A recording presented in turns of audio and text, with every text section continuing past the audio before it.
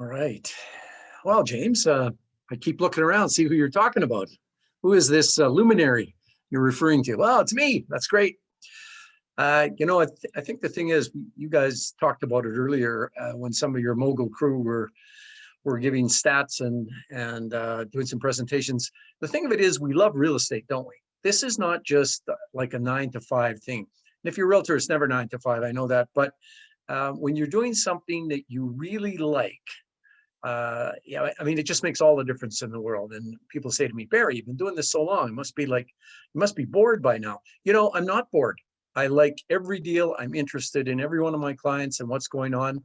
I'm happy to come to work in the morning. And so yeah, I keep doing it and I love it. And I think we're all like that. So we're going to talk about first-time investors. I've got a few PowerPoints we're going to work our way through. Now, I mean, I'm a lawyer. This is kind of the legal side of things. These are not things the stuff I'm going to talk about now. You don't have to know exactly what I'm talking about. I think this is just part of your knowledge, part of your learning, part of the education that is so important to your real estate success. So I'm going to talk about a few things. I don't expect you to remember all these things. That's why you got a team. That's why you have a lawyer. But it's good for you to know these things. And as you move through your investing career, you will understand more of these. You'll understand how they fit in, and it'll all mean a whole bunch more to you. But without further ado, let's get going here and see if we can give you some information. So I do a lot of creative real estate teaching, and I have a lot of creative real estate clients. But as a first-time investor, we're talking about long-term buy and hold, the foundation of every real estate investor's portfolio. So, what are the things that, the major things that you need to know as a first-time investor looking to build your first-time or your long-term buy and hold portfolio? So the big question, in the breakout rooms, we talk to a lot of people. They're thinking about real estate. They've been checking. Ramsey said that he'd been looking at stocks and crypto and was looking at real estate because he thought that was also a possibility. So yeah, you need to do some research. You need to get some education. If you're going to invest in real estate, you can't just rely on your team. That's not a good thing to do. You need to do some work yourself. There's endless numbers of resources. I mean, if you just stuck with the Mogul Group and attended every meeting, you probably would get enough education just showing up at every event that Mogul puts on. But do read, do talk, look at other groups, look on the net, get some education. And I loved what Keaton said in his presentation on setting goals. People who have plans set goals. And if you have a plan and you've set a goal, you're way more likely to say, you know what, I'm ready to buy some real estate. And in the end, though, once you've done all your research and your education and talk to your the people that are important in your life, your spouse, your joint venture partners, whoever you need to talk to, you have to make a decision. I've looked, I've researched. Am I going to invest in real estate? Yes or no? Got to make that decision. I'm assuming your answer is yes, although I could be wrong. What's up next? The question we get most, the single most asked question that I get as a lawyer for folks who are just starting out in real estate is, what should I do for my structure? How should I buy? Should I put my properties in my personal name, or should I put it in a corporation's name? There's sort of a myth around corporations. There's a lot of US gurus who have complicated plans for you to set up 3-tiered corporations. And really, they say you can't buy a piece of real estate unless you have your 3 corporations in place. Well, I don't think that's true by any means. But the answer to personal or corporate is it depends. Isn't that a lawyer way of answering things? It depends. I know you want it crisp. Do it this way. But it really does depend. And I think you need to go and chat with your accountant as you're trying to make this decision of, should I buy in my personal name or should I buy in a corporate name? That's your first stop. It's not your only stop. You should talk to your mortgage broker as well, who will explain to you the differences in the ability to get financing, depending on whether you're buying personally or buying corporately. But the chat with your accountant, and this hopefully is your trusted accountant who knows who you are and does your tax returns, and who is more than just a tax preparer for you, somebody who knows you. You sit down with your accountant, you go, I'm thinking of investing in real estate. And then he can talk to you about who you are and what he knows about you. You have a business that throws off a bunch of cash flow. Do you have a job that pays you a salary? He'll ask you, how does your real estate fit into your long-term plan? How much real estate are you going to buy? What kind of money do you think it's going to generate? And then he'll talk to you about how real estate fits into your personal tax picture. And he'll for sure be able to give you a much better idea of whether you should stick to acquiring property in your personal name, or whether it makes sense to buy in a corporate name. Now, there's lots more to it, and as you acquire more properties and as you move into multifamilies, that's a whole other set of questions. But when you're just starting out, chat with your accountant and then your lawyer. So some of those factors in deciding how you're going to purchase your properties, when you buy personally, you don't have to set up a corporation, which is $1,200 or $1,300 or $1,400. You don't have to do annual tax returns, which are quite expensive. You don't have to file an annual return for your corporation, which is another expense. So there is a cost to setting up a corporation, both in the beginning and on an ongoing basis. And I'll tell you, those folks who set up 3 corporations and then bought 1 property regret that, because their expenses are probably running to, $4,000 or $5,000 a year in accounting and legal. So if you're not really buzzing along in real estate, it doesn't actually make too much sense. Financing, I mentioned that earlier. Lenders have different rules when they lend to you personally and when they lend to you corporately. They have different interest rates. They have different qualification factors. And so you need to chat with your trusted mortgage broker. Keaton would be able to tell you that in a second, what the issues are around buying personally or buying corporately. And one of the things that's, I think, really an ace in the hole, something in your back pocket, is that if you make the decision to buy in your personal name, let's say after all the looking and doing and checking, that's what you decide, and you go, you know what, I'm buying personally. A couple of years down the road, if things change and you change your mind, you can transfer those properties into your newly formed corporation, because now it makes sense according to your accountant, and you can do that tax-free. You can do it without incurring any tax. And the reason that's important is because the basic CRA rules are that if you dispose of a piece of property, and transferring it personally to corporate would be disposing, then you trigger tax. So if you bought a property for $500 2 years ago and now it's worth $800,000, you had a gain of $300,000, which you wouldn't want to pay tax on. So lucky you can roll that $500,000 property over into your corporation. That property is now worth $800,000, and you don't have to pay tax on your $300,000 gain, which is great. So just because you choose to operate personally at the beginning, you can change that down the road if it makes sense. So that's a really important thing to know. Keep it in the back of your mind. So, I mean, in conclusion, really on structures, look at it. Talk to your accountant, talk to anybody that you think will have an influence on your decision to buy personally or buy corporately. But I don't think it's essential. The corporate guys in my law firm, frown at me sometimes when I say this, but really, you don't need a corporation. It's not essential. I think it's far more important to make a decision to actually buy a property and get started, because I know that from my 45 years of doing this, I know people that buy a property are buying another property in 3 or 4 or 6 months, and then they're buying a third property, and then they're on their way. So in the end, I think it's more important to buy a property than worry about a corporation.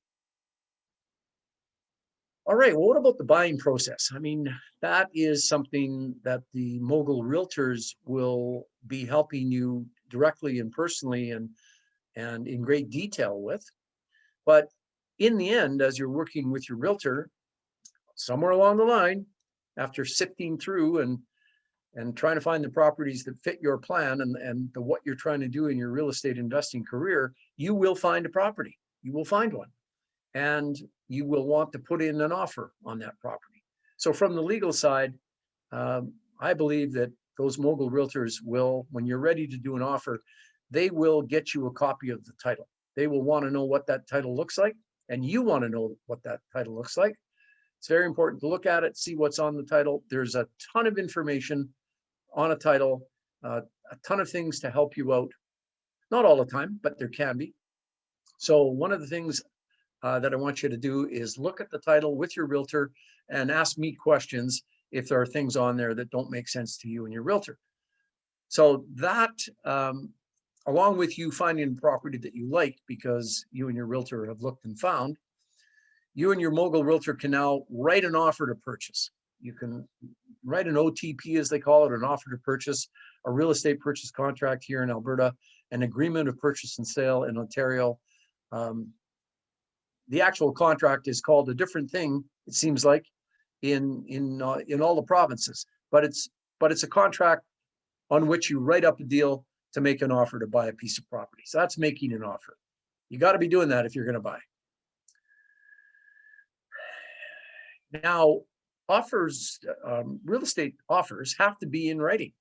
You may not know this, but you can't find a seller and say, you know what, I'll pay you $500,000 for your house. I've got cash. I can close tomorrow. The seller says, you know what? I like that. You shake hands and you got a deal. You can't do it by shaking hands in real estate. You have to have it in writing.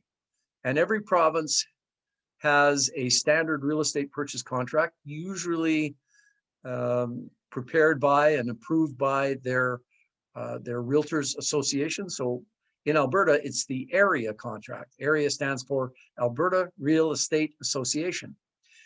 In British Columbia, we have BCREA, British Columbia Real Estate Association. In Ontario, we have OREA, OREA, the Ontario Real Estate Association. So there is a standard form of contract in, I believe, in all provinces, and it's a pretty good contract. You don't have to go hiring me to draft up some custom contract. First off, that would cost you way too much money. Second off, you don't need it because the contracts are good contracts. And thirdly, when you show up with a custom contract, the person on the other side of the deal, if you're offering to buy, the seller goes, "Woo, custom contract. I better take this to my lawyer." You do not successfully buy real estate with custom contracts. So stick to the contract that your Mogul realtor here in Alberta or your other realtor in other provinces will provide. Important in that offer process is a couple of sections, and those are conditions and terms. Conditions and terms. Conditions are things like financing. So subject to financing, satisfactory to buyer. Subject to home inspection, satisfactory to buyer. Subject to insurability to buyer satisfaction. That last one is becoming more important in what we have now, which is called a hard insurance market. Insurers have had terrible claims experience over the past 3 or 4 years. Alberta's been terrible. Fort McMurray fire, Slave Lake fire, Fort McMurray flood, floods in Calgary, $1.3 billion worth of losses last year with a hailstorm in Calgary. So insurers have been losing money, and so they've tightened up their underwriting requirements.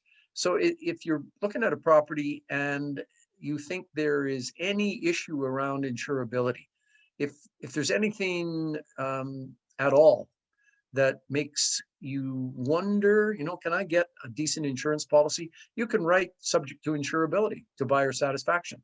That's not a clause that's used very much, and I only throw that out there just because the insurance industry is pretty tough right now, and so you can consider whether or not you want to put that in.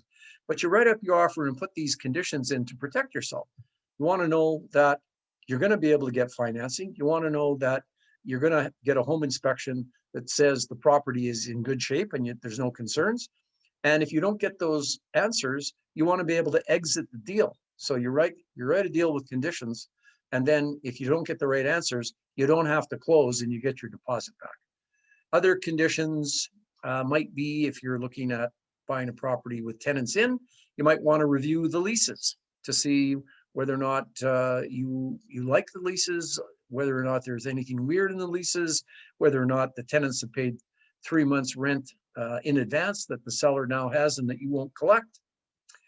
Permits, if there's new construction, your Mogul realtor or other realtor will have a chat with you about whether you should be concerned that any new construction has been properly permitted, because if it hasn't, it could be a problem.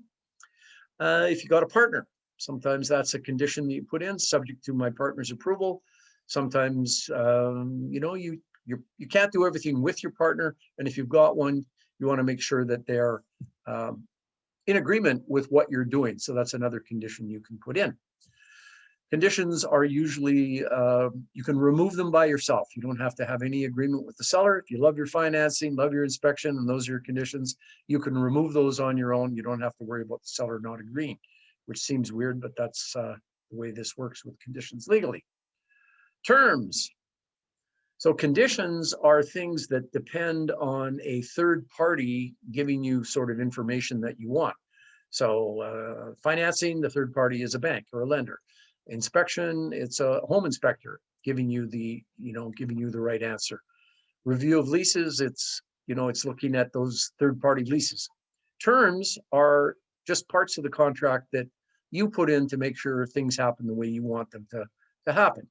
The yard is full of junky cars or just junk generally. So you would write a term that says the seller is required to remove the 3 junk cars 2 days before closing. And if he doesn't, the buyer gets $1,000 so that he can call a tow truck and get them hauled away. Repairs are often a term that we find. Your home inspector might point out various repairs that need to be done, and then you might write a term that says, prior to closing, seller will repair the toilet in the basement, he will patch the hole in the drywall, and he will replace the window in the 3rd bedroom. And you usually would attach a holdback number to that. If the seller doesn't do those things by a certain date, then you get some money. That protects you. Early possession. I had one filed the other day, where the buyer, I was acting for the seller, the buyer was selling their home and they wanted to get into their new home 20 days before they closed. And that was a term in the contract and everybody agreed. So on May 10th, the buyer took possession of the home, but they didn't pay until May 31st. So that's kind of a rare one. But if you're looking to buy and you have some reason you need to get in early, it is rare. Mostly sellers don't want to give you possession till you pay them. No money, no possession, but it's a possibility. So don't discount it. So those are terms, things that you want to have happen. The real property report, RPR, is something called a real property report, often called a survey certificate in other jurisdictions. It is a document prepared by a professional called a land surveyor. It's a 2-dimensional picture of your property. It shows all of the improvements located on the property. It shows fences. It shows the distance of the improvements to the neighbor's property lines and to the municipality property lines. In Alberta, the seller is obliged to give you a real property report in compliance. That's a negotiable term. Sometimes sellers don't want to do that. In other provinces, I don't think it's a contractual requirement that the seller provide the way it is in Alberta. I think many of the other provincial contracts say if the seller has a survey or an RPR, he will provide it, but he doesn't have to do it. But why is the RPR or the survey important? It's important for a couple of reasons. It's important because if you're looking to do a renovation to a property, maybe you want to add something on, or if you want to demolish the existing home and build new, the survey gives you, or RPR gives you an exact picture of the distances from, say, house to garage. Let's say you're buying a property, it's got a small house, it's got, you think room for an addition on the back. The real property report would tell you the distance between the house and the garage and tell you whether or not you had enough room to put on your addition or not. It would tell you whether there's any encroachments of your property on a neighbor's property. Is your garage over the property line? Or whether your neighbors encroach on you. Sometimes RPRs are not available. Sometimes they're not available. What then? What if a real property report isn't available? The seller doesn't have one or doesn't want to provide one. Well, there's this thing called title insurance. Title insurance and real property reports are kind of thought about as being substitutes for each other, but they're not. Title insurance is an insurance policy, and it does different things in different provinces. Here in Alberta, we don't have instant registration like they do in Ontario and BC. So when we send something to the land titles office, if I send something today to the land titles office, which is, what's today, June 16th, it's not going to get registered till probably the last week of July, because they're so far behind. So if the mortgage isn't registered, how does the bank give money? Well, the title insurance company says, you know what? We're going to cover off the bank. We're going to say that if anything shows up on the title, any problems, we will cover the bank, so there's never any issue. They won't lose any money. So it's useful there. It also will cover you against some missing permits. Say a seller has built a secondary suite and he didn't get permits, and then your municipality comes along and says, oh, you're the new owner. Oh, good. So about those missing permits, what permits, you say? And they say, well, sorry, you have to get permits, and if you don't, we're going to order you to rip out the suite. So title insurance might cover you there, but only if the city forces you. They don't get rid of problems where nobody's forcing you to fix things. They also cover off fraud. If you're on vacation and you've got a clear title house and somebody pretends they're you, gets some fake ID and goes to the bank and gets a 50% loan to value ratio, which they can get all day long pretty easily. That's fraud, and now you don't have a title. Title insurance will cover you there. But a couple things that are important. As I said, folks think that the real property report and title insurance are the same. They're not the same product at all, but they are complementary to each other. And now, when my buyer clients are buying, I say to them, I want to try hard to get a real property report. In other provinces, you try hard to get a survey. But if we can't get one, we're going to get title insurance. And even if we do get a real property report, let's spend a couple of $100 that title insurance costs and get, kind of blanket coverage. So I've come to the conclusion after some time, I wasn't like this when title insurance started. I now believe it's cheap coverage to get both of them. Timing, this is really important. Real estate purchase contracts say time is of the essence. And that means that you can't miss dates. You can't miss dates. Different provinces run their timing differently. So I'm just going to speak about Alberta here, but by and large, across the country, real estate contracts run roughly the same way. I want you to talk to your local lawyer, if you're not in Alberta, on the timing side of things. So if time is of the essence, and let's say tomorrow is closing day on your new house. You bought a new house, you've been working on it for months. Tomorrow at noon is the day that you are supposed to pay the seller. And there's a glitch somewhere along the line.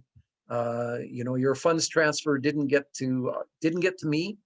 Your bank says, gee, our computers are down, we can't fund the mortgage. For some reason, doesn't matter, you can't give the seller his money at noon per the contract. The seller does not have to give you 1 extra minute. They don't have to give you not an extra minute to close. Now, 99% of the time, I want you to listen hard, 99% of the time, sellers will extend the time for closing, but they don't have to.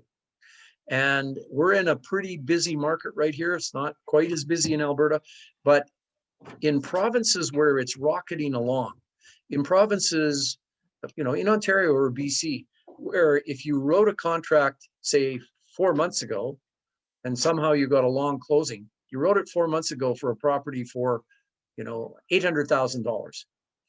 But 4 months later, that property is worth $900,000 or even more. And you come to say on the closing day, I can't pay. Guess what the seller is doing?